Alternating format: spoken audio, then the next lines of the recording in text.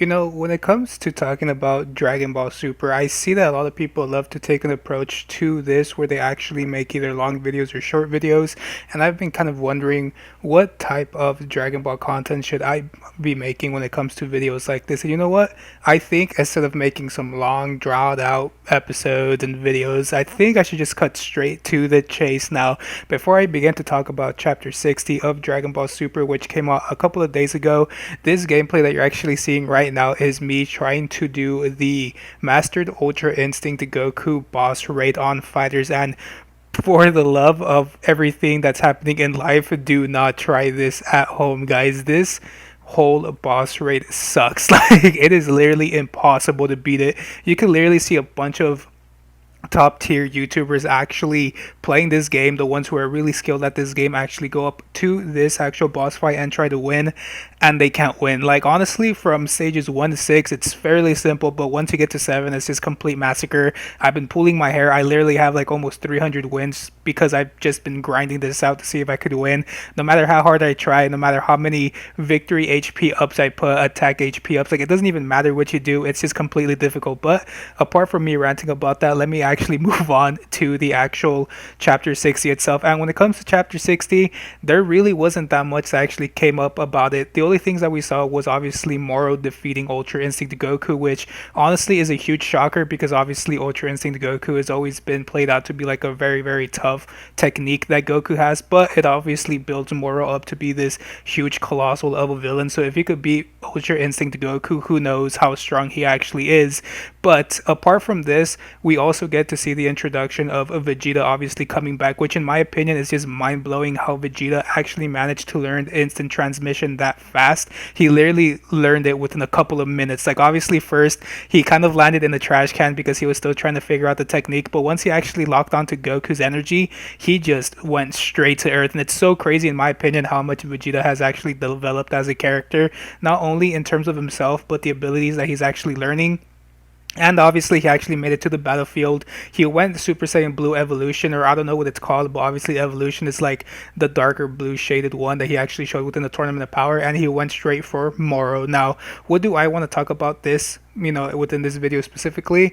It's mainly to do with 2 points. One point obviously being Vegeta in terms of his growth, because obviously it took Goku who knows how many months to actually learn the instant transmission. Obviously, we got that huge time gap from him actually landing on planet Yardrat up to the point where he actually made it back to the Earth with his friends and so on and so forth. So the fact that Vegeta actually managed to learn instant transmission this quick, it's really, really insane. And if he learned instant transmission that quick, I wonder how much spirit control he actually has to learn all the other techniques, because we actually got to see that he did manage to learn a technique from the Yardrats, because we see a bunch of the Yardrat inhabitants actually laying on the ground, and the main guy says, yo, you managed to actually do this, so yeah, I think you're pretty good to go. And that's when Vegeta was super tired. He's like, alright, I think I am ready to actually fight Moro myself. So who knows what techniques Vegeta actually has. Make sure to leave in the comment section below what techniques you actually guys think he has to defeat Moro, because it took him a while to learn these techniques, and I'm hopefully these techniques are the ones to defeat Moro so Vegeta actually gets his moment to shine.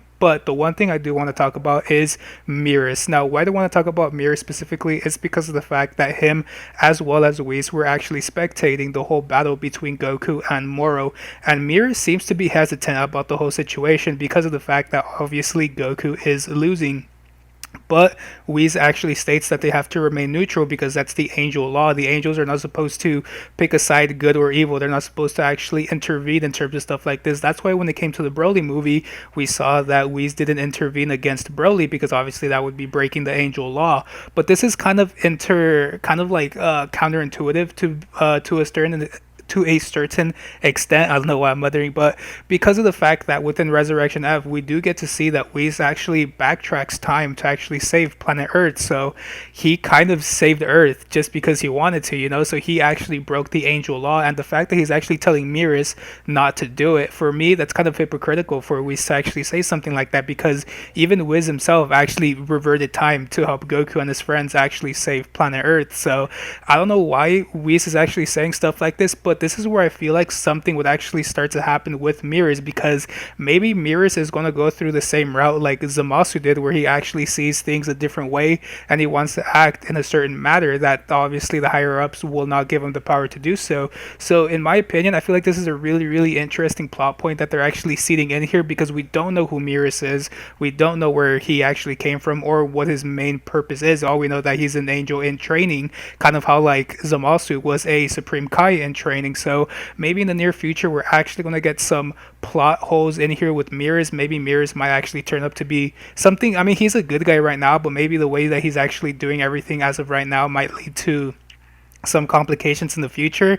Or maybe he's actually going to go up against Moro and we actually get to see what the Grand Priest does to those angels who actually kind of break the moral code of to remain neutral within the actual angel law. But that's kind of just something within my mind. For me, that's like one of the most interesting points within this chapter, because the other portions of the chapter just mainly Goku getting beaten up, Android 17 and 18 getting involved to actually save Goku. It's just like a bunch of stuff like that. But for me, the main overall point that I kind of want to talk about within this video was the whole section about Meerus. But what do you guys have to say about this? Did you guys enjoy this chapter? Did you not enjoy this chapter? How strong do you think Moro actually is going to become? Do you think that these new techniques that Vegeta actually learned are going to help save the day and beat Moro? Or do you think that they're possibly going to have to bring in someone to defeat Moro, aka maybe Broly, but we don't really know anything about Broly within the manga?